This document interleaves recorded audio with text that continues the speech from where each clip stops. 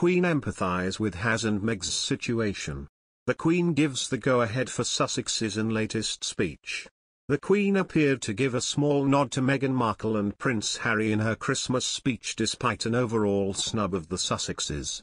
In her festive address, the monarch paid tribute to Prince Charles and Camilla, as well as the Duke and Duchess of Cambridge.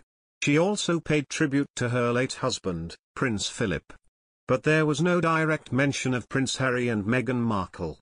However, the Queen did mention the couple's daughter when she paid tribute to her 4 new great-grandchildren, Lilibet, August, Sienna, and Lucas, born this year.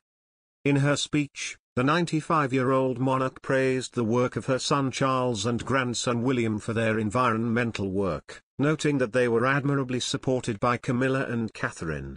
She said, "We see our own children and their families embrace the roles, traditions and values that mean so much to us, as these are passed from one generation to the next, sometimes being updated for changing times.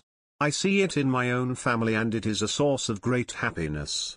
Prince Philip was always mindful of this sense of passing the baton.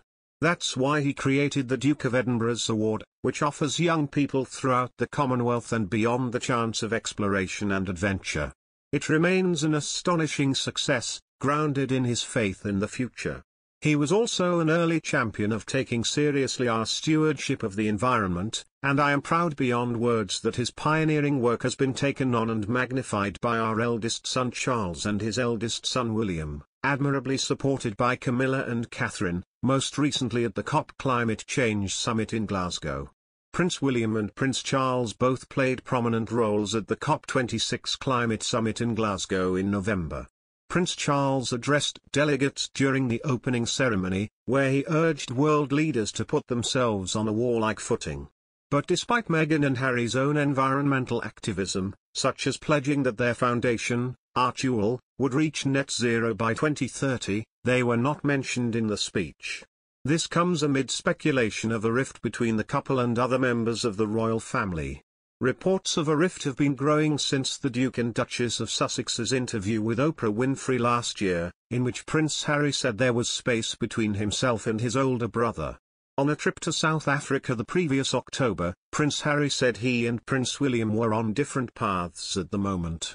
The Queen paid a moving tribute to her late husband, Prince Philip, saying, "Although it's a time of great happiness and good cheer for many, Christmas can be hard for those who have lost loved ones. This year, especially, I understand why. But for me, in the months since the death of my beloved Philip, I have drawn great comfort from the warmth and affection of the many tributes to his life and work, from around the country, the Commonwealth and the world. His sense of service, intellectual curiosity and capacity to squeeze fun out of any situation, were all irrepressible. That mischievous, inquiring twinkle was as bright at the end as when I first set eyes on him.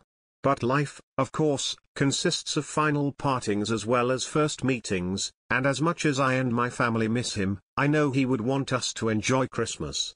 We felt his presence as we, like millions around the world, readied ourselves for Christmas.